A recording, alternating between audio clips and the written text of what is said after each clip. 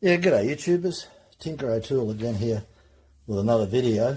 Today we're going to talk about Raker gauges and all the different ones that are out there, and I'll sort of give you my opinion which I think what you should be using and how often to use it. So first of all, we'll just talk about there's two different types of Raker gauges.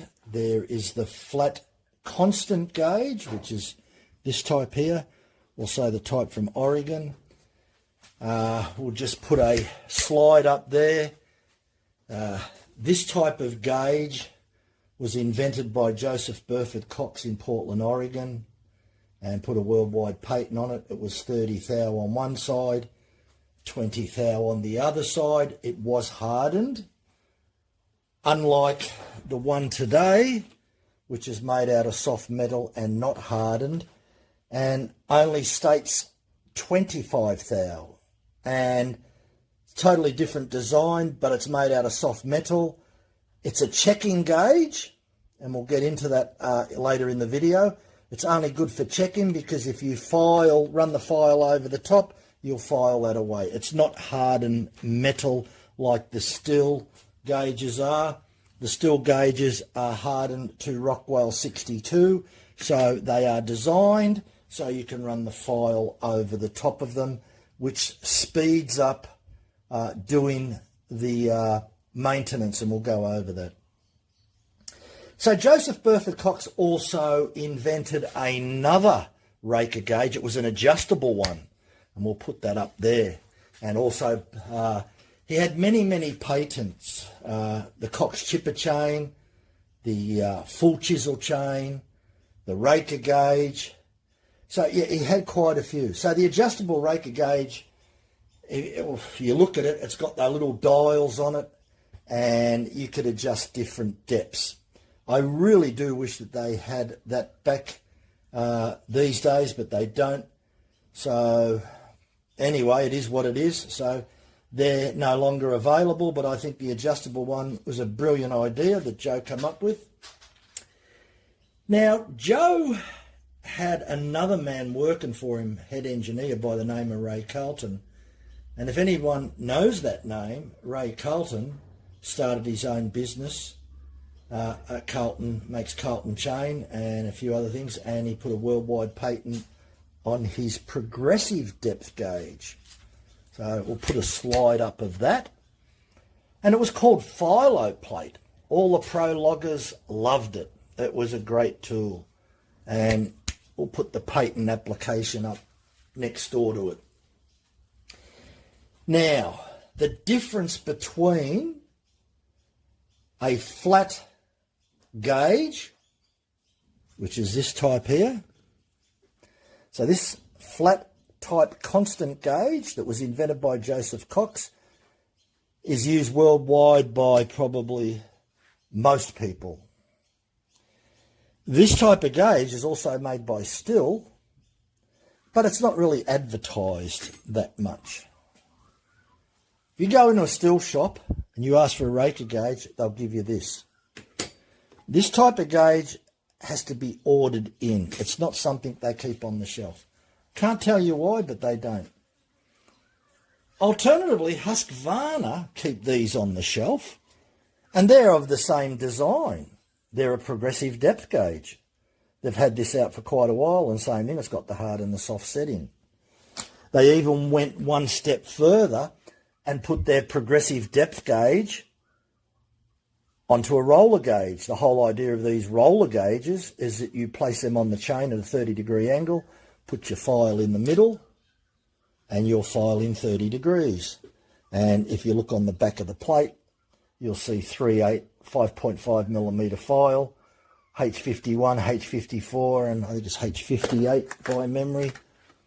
So all of these progressive gauges are chain specific, meaning that you need one for 1/4 inch, 3/8 low profile, 0.325, standard 3/8 and 404. That's the only disadvantage. Whereas these type of gauges will suit 1/4 inch, 3/8 standard, 0.325, and 3/8 Pico. And over in this one here, I've got a case that has the file guide holder, a Raker gauge in there, and a Raker file and a handle. So you can buy the kits like that, and we'll talk about those kits at the moment. Now, this type of kit here is chain specific, and it's for 4mm 532. So it's typically for 3/8 low profile. It does come with other type files in it, but it's specifically for 4mm, which is 3/8 low profile. It comes with a Raker gauge. Now this Raker gauge is made out of extremely soft metal like the Oregon one, and it's not to be used to run the file over. It's a checking gauge. And I'll show you in a minute why I really dislike checking gauges as opposed to gauges that can be left on the job and filed over the top. Now this little kit you'll find in hardware stores. It comes with a file holder, different files, Raker file, handle, and the same type of gauge that was in the other one there, which is soft metal. Again, only designed as a checking gauge, not a filing gauge. So we'll go over a checking gauge and a proper filing gauge, and then we'll talk about the progressive gauge as opposed to the progressive depth gauge. You've also got this Stihl 2-in-1. It has a file for left and right. It has these guide bars that sit on the tooth, and in the middle it's got a Raker file. So the whole idea is called 2-in-1 because it will file your tooth, and it will also keep the rakers at the right height, as well as the 30-degree angle, which is this angle here. So if you hold it correctly, you'll file correctly at the right angle and the right depth gauge. It is a constant depth gauge, so it is not superior. We'll get into that in a minute. The chain that I have here has been, it's a Stihl RS chain. It has been filed down to the end of the witness mark using a progressive depth gauge. And if we look closer, you'll see how much the Raker is filed down. Quite substantial, more than standard. Certainly much more than what this type of gauge can do. So the constant type depth gauge, which is that one there, will never ever file any, the distance will from this point to that point is only 0.65 of a millimetre on a 3/8 chain. Using a progressive depth gauge, by the time you get to the end of the life, your distance on a brand new 3/8 chain, this distance from here to here on a brand new chain is about 6 mil. By the time we get down to here, it's about 13 mil. And that's why the angle diminishes. And that's why when you use a progressive depth gauge, it keeps that angle constant, right? It doesn't diminish. Progressively, they call it progressive because as you go and file, it'll just maintain that angle. Roughly about 5.4 degrees. And as I said, using this type of gauge, you probably end up with 3.5 degrees. And that's why it doesn't cut properly. And maybe that's one of the reasons they don't advertise these gauges, still don't advertise them or keep them in stock unless you order them in. Because if everyone starts using them and their chains last longer, they'll sell less chains. I don't know whether that's the logic, but sounds like it might be because Husqvarna don't care. They just sell them. Simple as that. Now, I know for a fact that you can't get this type of gauge in most parts of America. I don't know why. I don't know about Europe also, but hey, no big deal.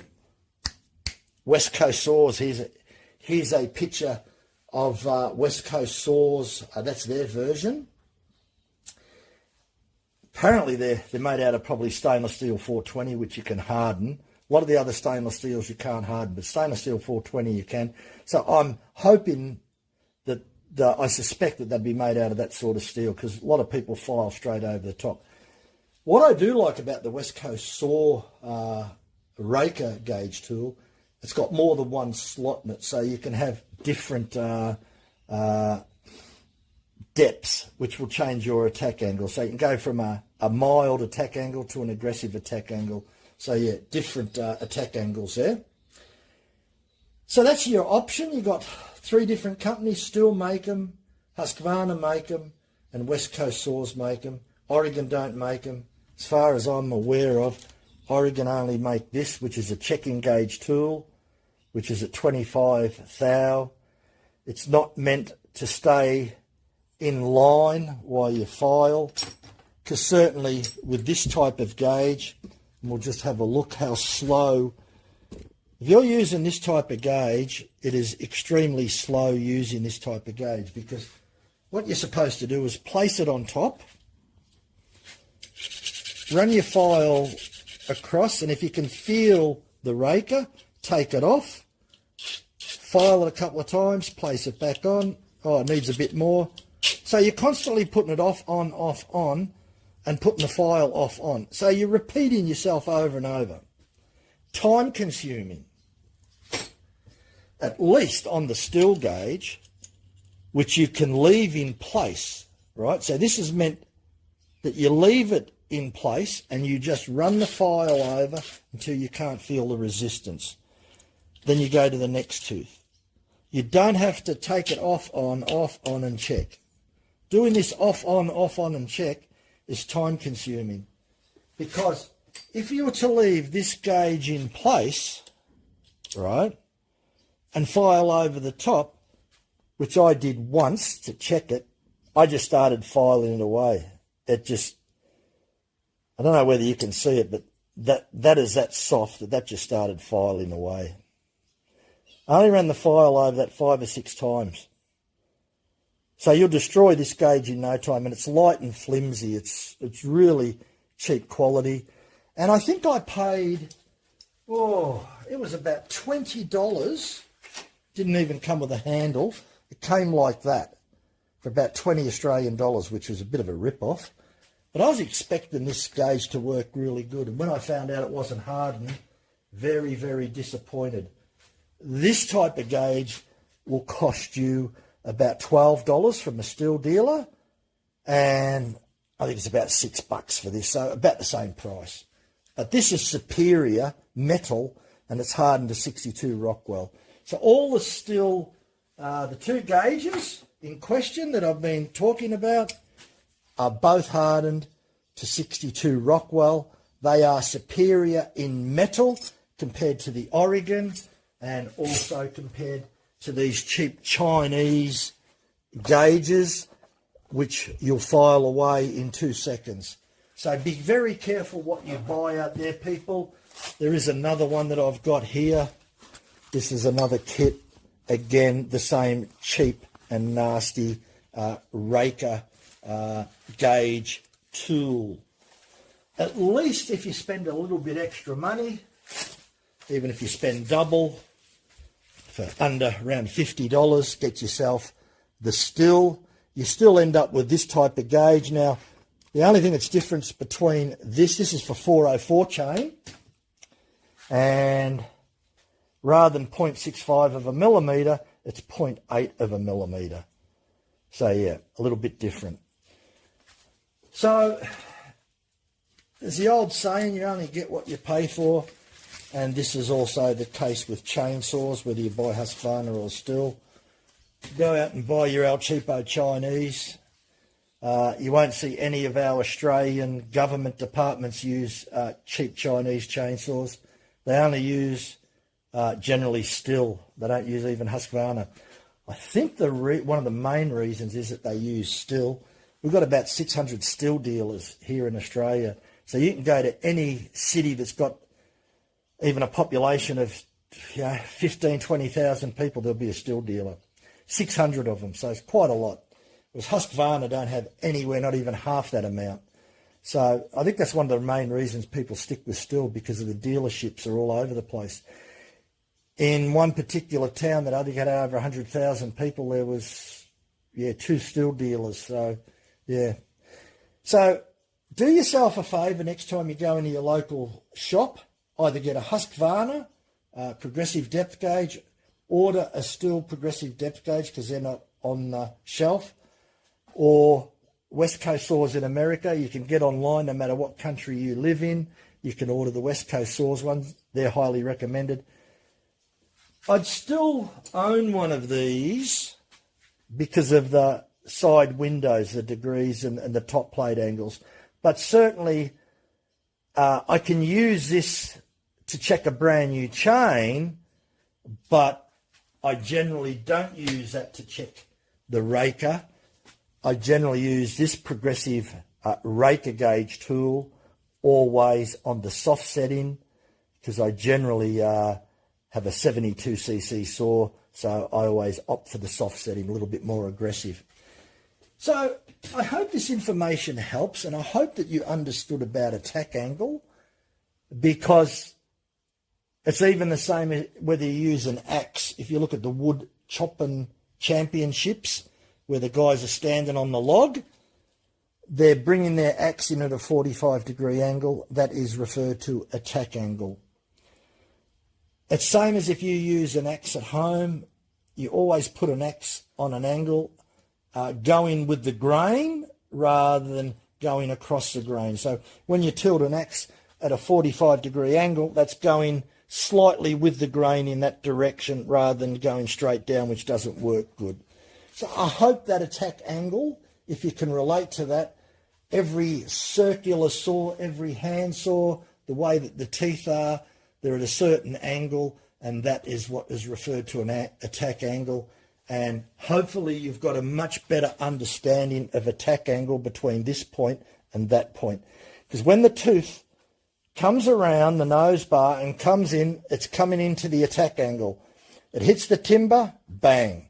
So that's the angle of attack. The moment that that touches the timber, that's the attack angle. It'll dig in, take about 1 millimetre of chip out, and that's it. And the process goes over and over again. If you can get your head around attack angle, then you'll understand that the progressive depth gauge, it maintains that angle from brand new. Whereas a flat, constant gauge, your angle diminishes. So I hope that information helps. I'm quite happy to answer any questions, comments. So thanks for watching. Bye for now.